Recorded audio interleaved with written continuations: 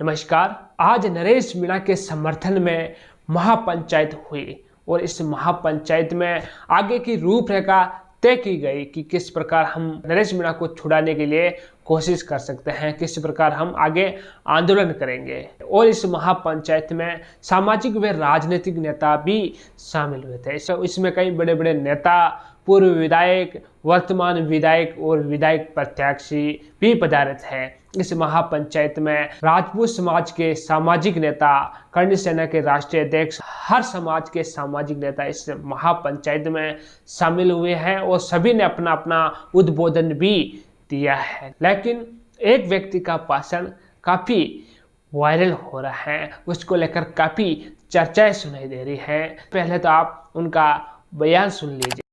क्रांति आप किसके लिए करते हैं? क्रांति एमएलए बनने के लिए नहीं होती, क्रांति नेता बनने के लिए नहीं होती, क्रांति बड़े उद्देश्य के लिए होती है। इनकलाब बहुत बड़े उद्देश्य के लिए होता है। इसलिए हमको केवल न्याय के लिए मांग उठानी है। क्रांति होती है, इनकलाब होता है सत्ता में या जो व्यवस्था होती है उसमें परिवर्तन के लिए।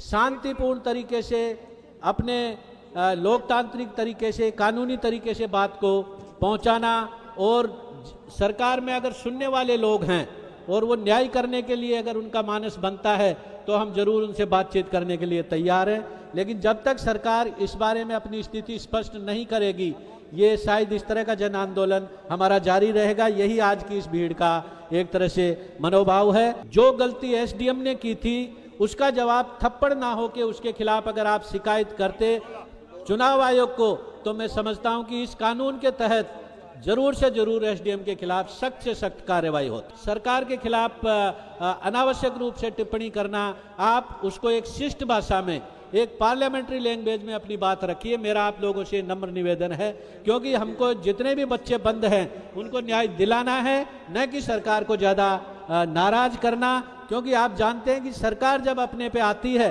तो बड़े बड़े आंदोलनों को असफल कर देती है। इसलिए कानूनी प्रक्रिया के तहत ही उनको बाहर लाने के लिए हमको हमारे वकीलों को इस बारे में आगे कार्रवाई करनी चाहिए। जिस प्रकार आपने ये भाषण सुना है, यह है पूर्व आईएएस टीकाराम जी। जिस प्रकार ये जनता को संबोधित कर रहे हैं, इसमें जिस प्रकार वो बोल रहे हैं उससे सीधा ये लग रहा है कि वो नहीं चाहते हैं कि आगे आंदोलन हो, वो नहीं चाहते हैं कि लोगों में जोश भरा जाए। जिस जिस नेता ने संबोधित किया है जनता को, उन सब ने आंदोलन की और सरकार को चेतावनी दी है अपने भाषण में। लेकिन टीकाराम जी मात्र ऐसे व्यक्ति हैं जिन्होंने सरकार की तारीफ की है कि हमें शांतिपूर्ण तरीके से आंदोलन करना है। अगर हम शांतिपूर्ण या उससे सीमा से बाहर निकल जाएंगे तो सरकार हमारे इस आंदोलन को ध्वस्त कर देगी, क्योंकि सरकार जब अपने पर आ जाती है तो बड़े बड़े आंदोलन को ध्वस्त कर देती है। यानी कि एक ओर तो बाकी सब नेता सरकार को चेतावनी दे रहे हैं, सरकार के समक्ष अपनी मांग रख रहे हैं, नरेश मीणा को छुड़ाने की बात कह रहे हैं। लेकिन टीकाराम जी जो ये कह रहे हैं कि सरकार अगर अपने पर आ गई तो आंदोलन को ध्वस्त कर देगी, तो उनका कहने का मतलब तो यही हो रहा है कि सरकार के सामने सब झुक जाए। सरकार से हम रिक्वेस्ट करें नरेश मीणा को न्याय देने की, सरकार के समक्ष शांतिपूर्ण तरीके से बात करें। तो मैं उनको ये कहना चाहता हूं कि पहले भी शांतिपूर्ण तरीके से काफी बातें हो गई। जब समरावता कांड हुआ था, इसमें भारतीय जनता पार्टी के भी मंत्री विधायक पहुंचे थे। इनमें मीणा समाज से ही आने वाले किरोड़ लाल मीणा भी पहुंचे थे। उन्होंने आश्वासन भी दिया था कि हम सबको न्याय दिलाएंगे, लेकिन अभी तक उन्होंने अपने वादे पर काम करना शुरू नहीं किया। नरेश मीणा के साथ कई लोग गिरफ्तार हुए हैं, उनको भी नहीं छुड़ाया नरेश मीणा। अगर मुख्य आरोपी अगर हम माने तो भले ही नरेश मीणा हो सकते हैं, लेकिन बाकियों की तो गलती नहीं थी। निर्दोष लोगों को गिरफ्तार किया गया था। और भाजपा के नेताओं द्वारा जो समरावता गांव में जो कांड हुआ है, जिससे लोगों का नुकसान हुआ है, जिनकी गाड़ियां जलाई गई हैं, उनके लिए अभी तक मुआवजे की बात भी नहीं की है। अगर सरकार को शांतिपूर्ण तरीके से समझ में आता तो अभी तक शायद समझ में आ जाता, लेकिन अभी तक सरकार ने नरेश मीणा की रिहाई और इन लोगों का नुकसान हुआ है भरपाई का काम शुरू कर देती, लेकिन अभी तक नहीं हुआ है। और आप कह रहे हैं कि शांतिपूर्ण तरीके से हमें आंदोलन करना चाहिए, सरकार से हमें बात करनी चाहिए। अगर हम आंदोलन करेंगे, अगर सरकार अपने पर आ गई तो इस आंदोलन को ध्वस्त कर देगी। सरकार ने कई आंदोलन ध्वस्त गए हैं। लेकिन जिस प्रकार आपने देखा होगा, करणी सेना के राष्ट्रीय अध्यक्ष कह रहे थे कि हमने सरकार को पहले भी झुकाया है, बजरलाल सरकार को, और आगे भी हम झुकाने के लिए तैयार हैं।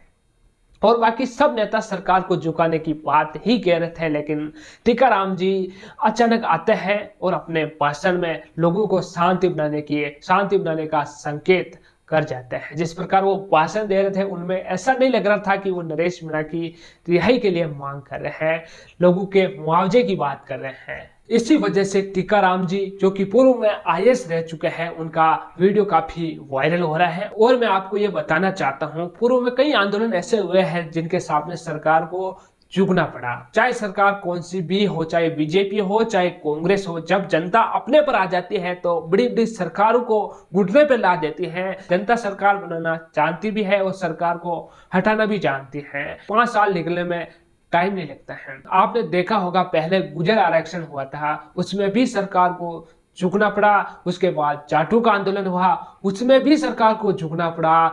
उसके बाद राजपूतों का आंदोलन हुआ, उसमें भी सरकार को झुकना पड़ा। अब तो सर्व समाज का आंदोलन होने वाला है, तो सरकार क्यों नहीं झुकेगी। मैं पूर्व आईएएस टीकाराम जी की बातों से संतुष्ट भी हूं कि कुछ बातें उन्होंने अच्छी कही है, शांतिपूर्ण तरीके की बात कही है, उनकी भावना भी शायद अच्छी थी। लेकिन जिस प्रकार उनका वीडियो वायरल हो रहा है, उनको लेकर जिस प्रकार लोग बातें कह रहे हैं, उसी को लेकर हमने आपको बताया है। तो साथियों, सबको लेकर आपकी क्या राय है? टीकाराम जी जूली द्वारा जो कहा गया है वो सही है या नहीं, कमेंट सेक्शन में जरूर लिखें। और आपने अभी तक हमारा चैनल सब्सक्राइब नहीं किया तो जल्दी ही सब्सक्राइब कर दें, बेल आइकन को दबा दें। इस वीडियो को ज्यादा से ज्यादा लोगों के साथ शेयर करें। धन्यवाद।